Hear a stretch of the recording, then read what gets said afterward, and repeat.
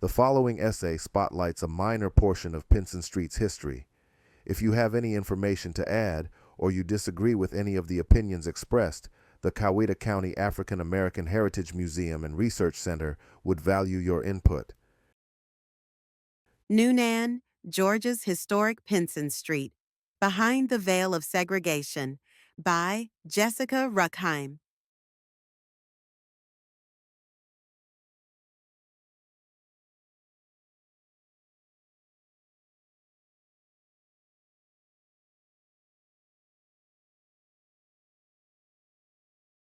During the late 19th and early 20th centuries, the ability to live in the chalk-level community of Newnan, Georgia, and especially on Pinson Street, represented the pinnacle of local Black success. While the most beautiful homes owned by African Americans in Newnan once dotted Pinson Street, the area now ranks highest in poverty. Even so, locals have not forgotten when Chalk Level's residents included a significant number of Black professionals, teachers, doctors, land business owners. After the hardships of slavery, the failure of Reconstruction, and the challenges of Jim Crow, disenfranchisement, and the threat of lynchings, it is remarkable that any Blacks still believed in the American dream. Those who were most successful made the most of the resources available to them during the years of legalized segregation. To protect their limited freedoms, they sought to maintain a stable relationship with the white community, while at the same time enhancing the ties among local African Americans. They left behind a legacy reflecting their cherished values. Located approximately 38 miles southwest of Atlanta, the city of Newnan came to life in 1828 after the land lottery of 1827 opened the area for settlement. A vast courthouse constructed in 1904 marks the center of downtown, while the steeples of old churches peek over the roofs of shops and businesses. On the side streets, antebellum mansions denoted by historic markers indicate the presence of old money. In 1860, nearly half of the county's 14,703 residents were enslaved African Americans. The city of Newnan by no means represented the apex of the local planter aristocracy, but much of its wealth derived from slave labor on nearby plantations. During the Civil War of 1861 to 1865, the white citizens of Newnan defended their way of life. A brochure for Coweta County remarks that Confederate history plays an important role in the community's memory. It goes on to say that a monument erected in 1885 is located on the east side of the Court Square and honors the Confederate soldiers lost in the war between the states. Although many slaves freed themselves when U.S. troops traveled south through Georgia, they were officially freed after the war's conclusion. Confederate states could not re-enter the Union until they enacted the laws ending slavery and swore allegiance to the United States government. On August 26, 1865, William M. Reynolds of Newnan declared to faithfully support all laws and proclamations which have been made during the existing rebellion with reference to the emancipation of slaves. So help me God, emphasis in original.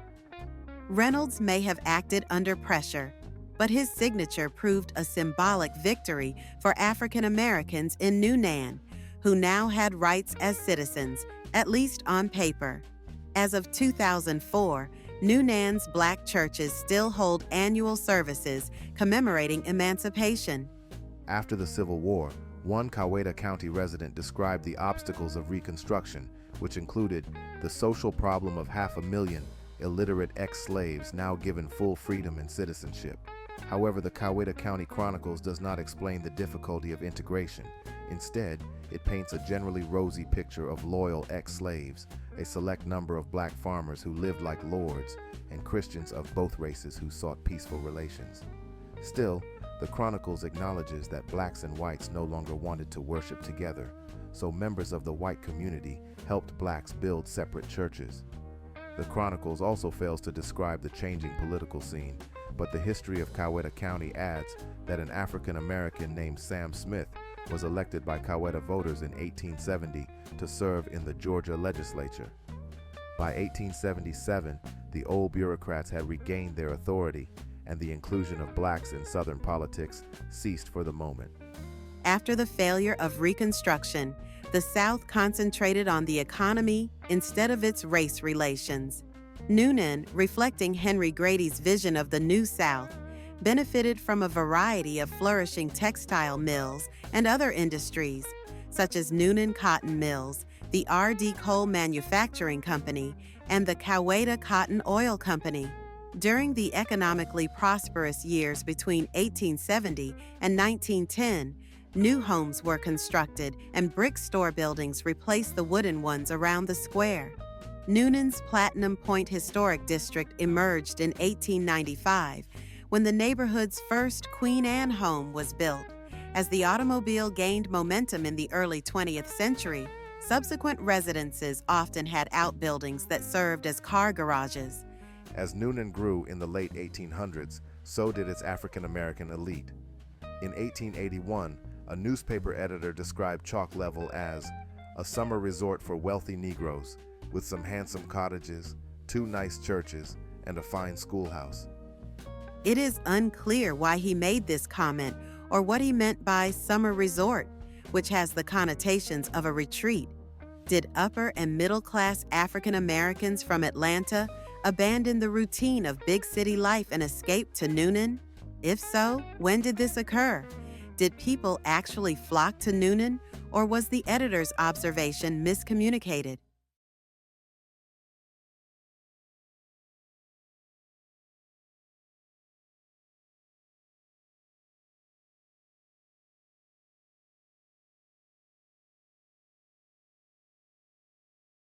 The origins of Pinson Street are also unknown, but the 2-mile stretch of bungalows, Queen Anne homes, shotgun houses, central hallway, and gabled wing cottages most definitely evolved with time.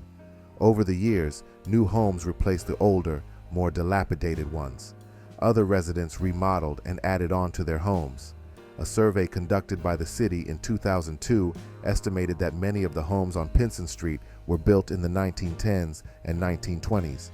However, the majority of the homes clearly existed by 1900, and their individual layouts scarcely differ from those of the subsequent decades.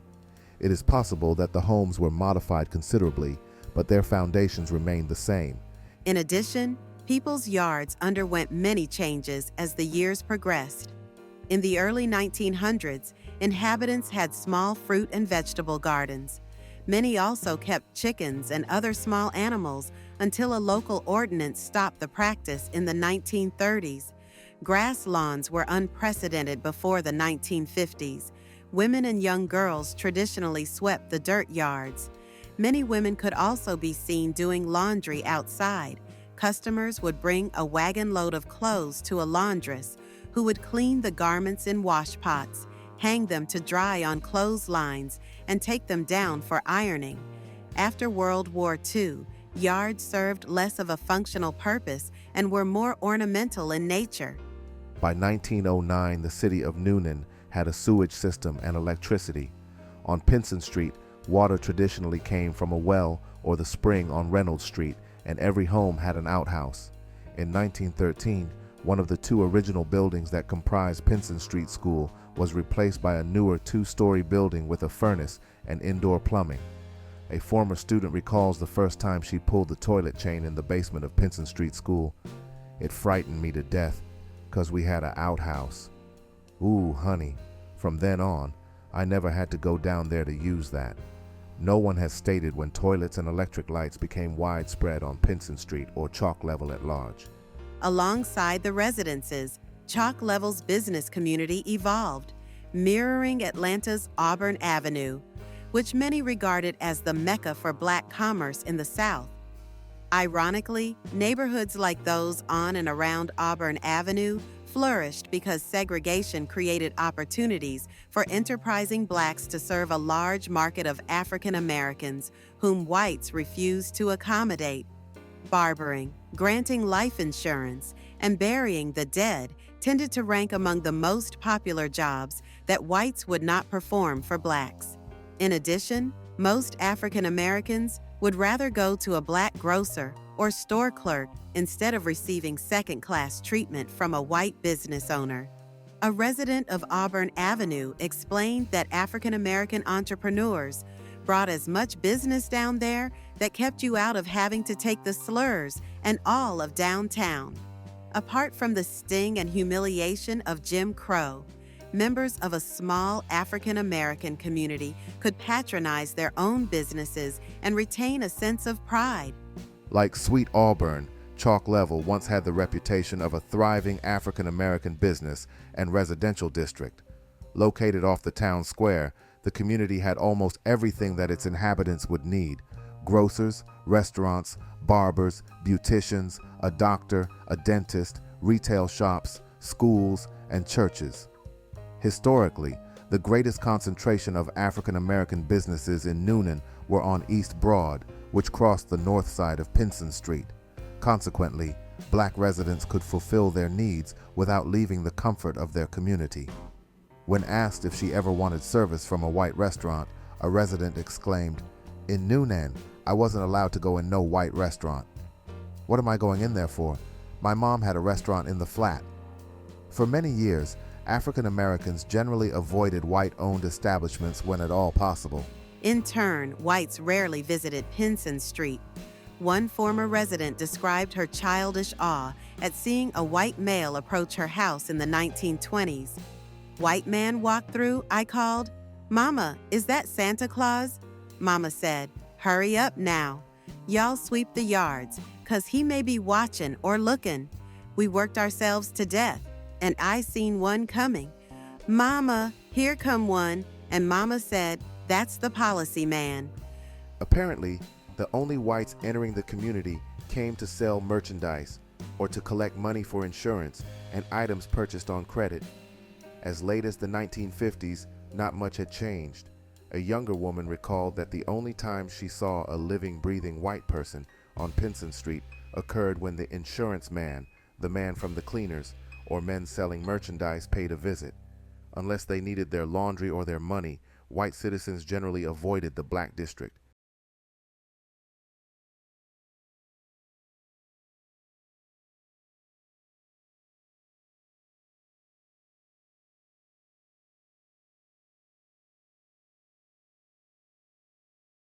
African American adults generally valued the lack of intrusion from whites.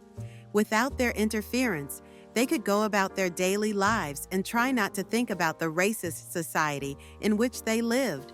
Martin Luther King Jr. recalled that his mother, as the daughter of a successful minister, had grown up in comparative comfort and had, in general, been protected from the worst blights of discrimination. He contrasted his mother's experience with that of his father, a sharecropper's son who had constantly faced the insults of racism. Unlike blacks in the countryside, those who lived in the almost self-sufficient suburban neighborhoods could attain more peace and privacy. Within their own worlds, many African Americans just wanted to be left alone. The frequency of contact with whites related directly to the quality of life for blacks and the extent to which individuals could exert control over their own lives. However, maintaining a status quo relationship with the white community and keeping them out of the black neighborhoods came at a price. Most African Americans took an accommodationist approach in their relations with whites.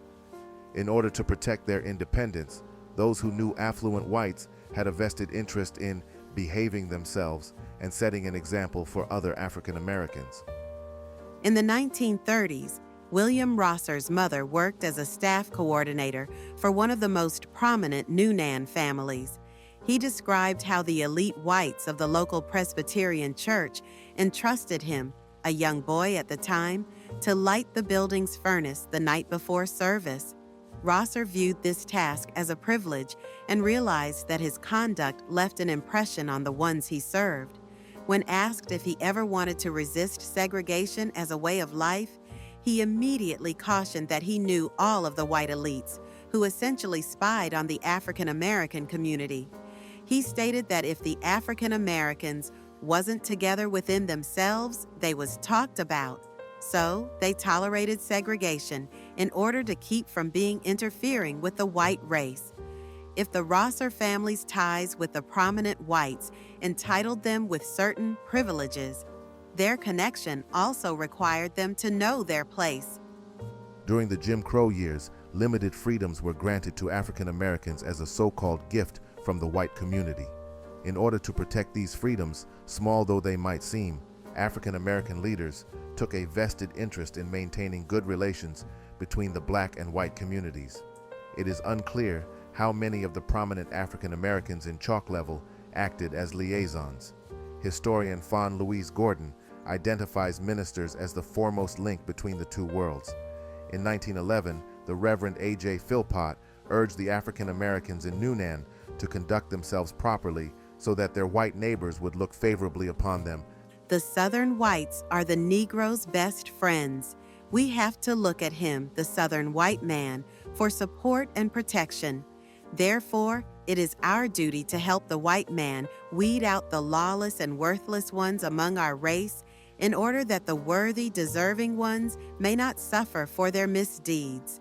Did ministers, such as Reverend Philpott, publicly submit to white authority while conveying an alternate viewpoint to their congregants? How much freedom did Reverend Philpott and other black ministers of his time actually possess? On the one hand, the black church has been labeled as an institution beyond the purvey of white control. On the other hand, it was this apparent freedom that made the church suspect. An African American minister exuded a large amount of social capital and had the ability to influence his congregation, which undoubtedly invited the scrutiny of whites. Leon Litwack emphasizes that a minister held a precarious job. He could face intimidation or death if he stepped out of line. The numerous church burnings in the South also testified to the danger that surrounded a preacher. Pastors like Reverend Philpott knew that they were under a watchful eye. They constantly had to guard themselves and could not easily express their true convictions, especially if they despised the racial order.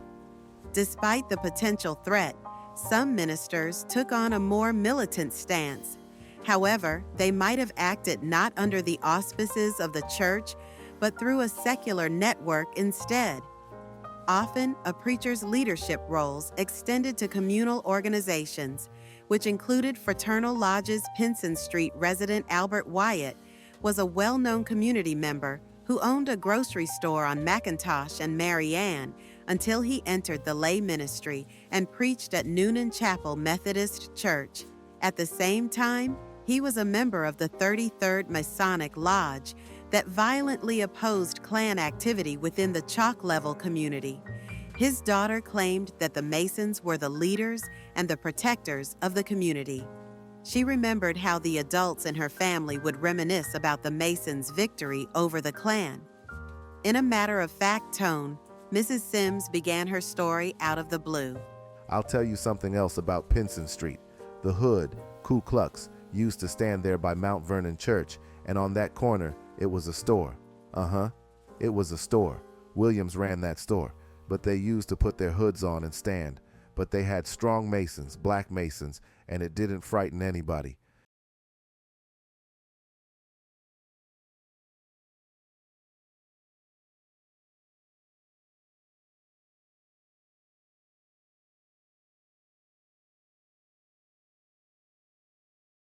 In fact, the Georgia Sanborn maps for Newnan show the presence of a store across the street from Mount Vernon Baptist Church as early as 1906.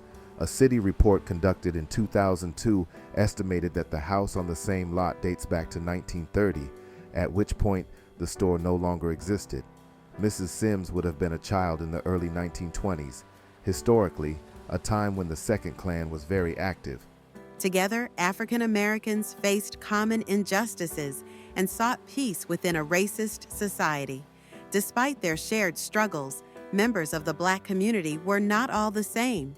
For example, many residents of Pinson Street possessed the best jobs available to African Americans at that time, but they did not all share the same economic and social backgrounds.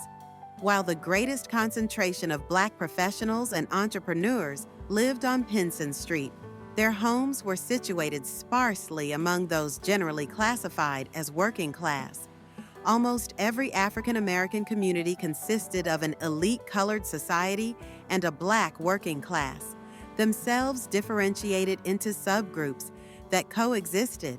Outside the realm of business owners, doctors, preachers, insurance agents, and educators were the domestics, skilled and semi-skilled artisans, mill workers, delivery men, and manual laborers. For the most part, the average African American man or woman had very limited career choices before the 1960s. World Wars I and II gave them some strides, mostly as workers in factories and mills. In addition, gender divisions affected the availability of jobs. The women on Pinson Street had fewer job opportunities than the men, making their living primarily as nurses, laundresses, beauticians, domestics, teachers, and cooks. Some women with successful husbands chose to stay out of the workforce, a luxury in itself. A small number of Pinson Street women owned their own restaurant or beauty parlor. Despite the diversity of Pinson Street residents, community life revolved around a core group who emphasized middle-class values such as Protestantism, hard work, and thrift. As in the white middle class, they especially respected self-made men who relied on their own productivity and ingenuity to get ahead in life. Janice Black described her grandfather Reese and his friends as hard-working and proud men. They also considered their duty to help others, and they worked to protect the interests of their community. At times, leaders advocated temperance. In the 1910s and 1920s, Mrs. Sarah Fisher Brown, whose husband was the local African American dentist, helped organize the local Colored Women's Christian Temperance Union. Throughout the 20th century, the black middle and upper classes collectively believed in the importance of property ownership, church membership, education, and club membership. African Americans who worked hard appreciated any chance to be economically independent. A resident of Atlanta's Auburn Avenue expressed the joy of property ownership when he announced, "We owned the land. We wasn't tenants." Historian Donald Grant attests that although the post-Reconstruction North may have offered more civil liberties, more black people acquired property in the South. In 1930, 32 of the 61 families on Pinson Street actually rented, whereas 29 owned their homes. In 1938, 38 residences were owner-occupied on Pinson Street. Based on census records for 1940, 413 homes were inhabited by African American homeowners in Coweta County, Georgia, while 2,029 homes were rented by blacks. If the 1938 figure is applied to the 1940 data, then 10.9% of black owner-occupied residences in all of the county were on Pinson Street. In addition, some of the African Americans on Pinson Street were their neighbors' landlords. Carrie Bell Reese, whose husband operated the grocery store near the corner of Pinson and Dewey Street, owned several rental properties in her own name that she purchased in 1936, 1940, and 1946. A current resident still remembers Carrie Bell Reese renting out her houses. Public records and community memories suggest that the properties on Pinson Street may have belonged exclusively to African Americans. Chalk Level's most respected individuals focused their lives on biblical principles and attended church regularly. Janice Durden Black, who grew up on Pinson Street during the 1950s and 60s, explained, "Anyone who didn't attend church regularly or even on a halfway consistent basis was considered, well, a heathen." There were certainly some in Chalk Level who were in this category. However, even people who occasionally indulged in sin could redeem themselves by going to church. Mrs. Black remembers that, of the people who frequented the local juke joints, many would be forgiven their drinking and partying if they went to church fairly often, and tolerated at least if they were members of a church and went sometimes. However, for those who generally led a deviant lifestyle, i.e., no church going at all, or only during Easter, well, they certainly were not involved in the social affairs of the movers and shakers of the community. In other words, unlike today, everybody who was anybody belonged to one of the local churches. very few people did not go at all. Church was a focal point and major influence on the morals and acceptable standards of behavior for the people of the community. The movers and shakers only attended the socially acceptable churches in the chalk level community, usually Methodist or Baptist.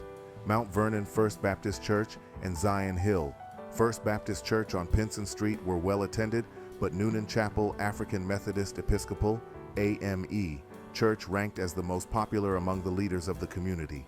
A substantial number of Pinson Street residents traveled the few extra blocks to Noonan Chapel, even when they had two Baptist churches at their back door.